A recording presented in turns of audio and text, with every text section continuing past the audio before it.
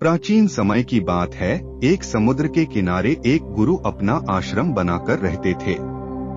हजारों शिष्य दूर दूर से उनके पास ज्ञान ग्रहण करने आते थे।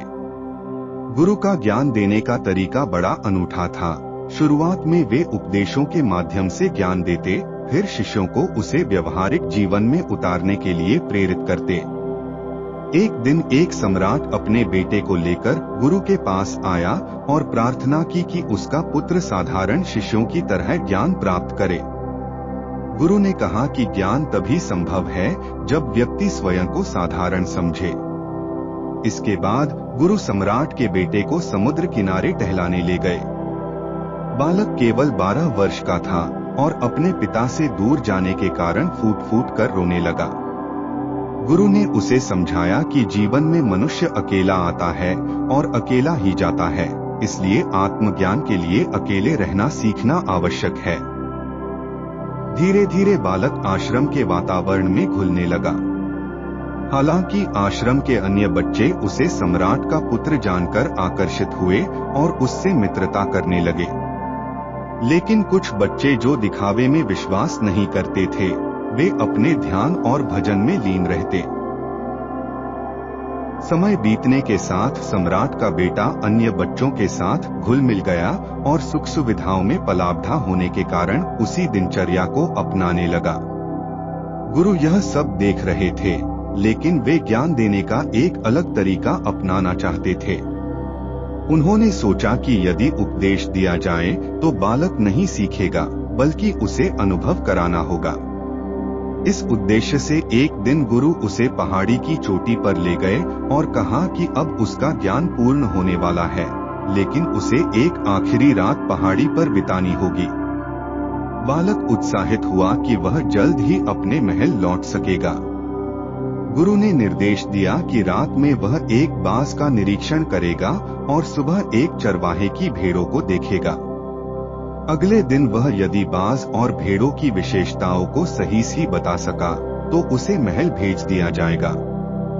बालक चट्टान के पीछे छिपकर बैठ गया और रात भर बाज की गतिविधियों को ध्यानपूर्वक देखा। सुबह उसने देखा कि बाज ने एक भेड़ के बच्चे को अपने पंजों में दबोच लिया। इसके अलावा बाज अपनी सीमाओं को लांघकर उड़ान भरता है। जब तूफान आता है तो अन्य पक्षी घोंसलों में छिप जाते हैं, लेकिन बाज बादलों से ऊपर उड़ता है और तब तक ऊंचाई बनाए रखता है जब तक मौसम ठीक नहीं हो जाता। इससे सीख मिलती है कि हमें भी जीवन की कठिनाइयों से भागने के बजाय उनका सामना करना चाहिए। बाज अपने घोंसले को कोमल तिनकों से नहीं भरता, बल्कि उसे हटाकर कठिन परिस्थितियों में जीना सीखता है।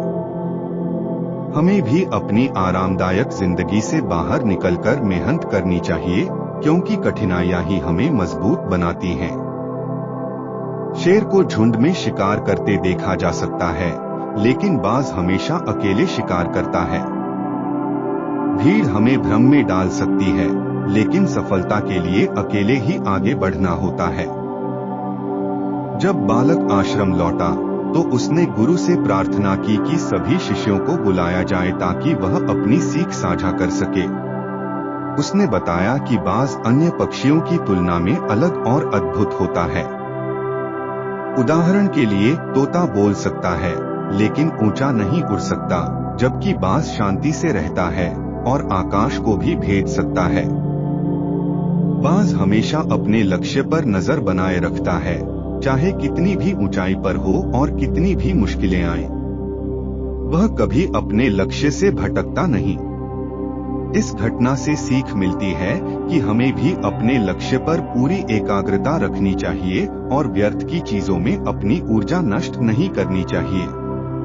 बाज कभी भी छोटे सोच वाले पक्षियों के साथ नहीं उड़ता, वह अकेला उड़ना पसंद करता है। हमें भी उन लोगों से दूर रहना चाहिए जो हमें आगे बढ़ने से रोकते हैं, और यदि ऐसे लोग न मिले तो अकेले ही आगे बढ़ना चाहिए। बाज लगभग 70 साल तक जीवित रहता है, लेकिन 40 वर्ष के बाद उसका शरीर कमजोर हो जाता है, नाखून मुड़ जाते हैं, पंख चिपक जाते हैं और उड़ान भरना कठिन हो जाता है। ऐसे में उसके पास दो विकल्प होते हैं, या तो वह परिस्थितियों को स्वीकार कर ले और मृत्यु का इंतजार करे, या फिर दर्दनाक प्रक्रिया से गुजरकर खुद को नया बनाए। बाज दूसरा रास्ता चुनता है और एक ऊंची चट्टान पर जाकर अपने पंख और पंजों को तोड़कर फिर से नए पंखों और पंजों का इंतजार करता है।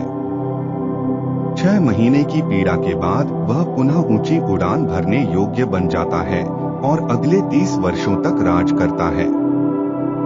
इससे हमें यह सीख मिलती है कि समय के साथ बदलना आवश्यक है, अन्यथा हम पिछड़ सकते हैं। इसके बाद बालक ने भेड़ों की विशेषताओं पर भी चर्चा की। उसने बताया कि भेड़ें झुंड में चलती हैं और एक दूसरे पर निर्भर रहती हैं, लेकिन संकट आने पर वे बिखर जाती हैं और कोई भी साथी की मदद के लिए वापस नहीं आता। इससे सीख मिलती है कि जीवन में दूसरों पर नहीं बल्कि स्वयं पर भरोसा करना चाहिए, क्योंकि कठिन समय में भीड़ कब साथ छोड़ दे इसका अंदाजा नहीं लगाया जा सकता। गुरु ने बालक की सीख सुनकर उसे आशीर्वाद दिया और सभी शिष्यों को संबोधित करते हुए कहा कि बास की विशेषताएं अपनाने के लिए हमें अकेले रहना सीखना होगा। अकेलापन हमें अपनी ताकत और कमजोरियों से परिचित कराता है। फिर उन्होंने घोषणा की कि अब सम्राट का पुत्र अपने महल लौट सकता है, क्योंकि उसकी शिक्षा पूर्ण हो गई है। इसके बाद गुरु ने उसे सम्राट के पास वापस भेज दिया।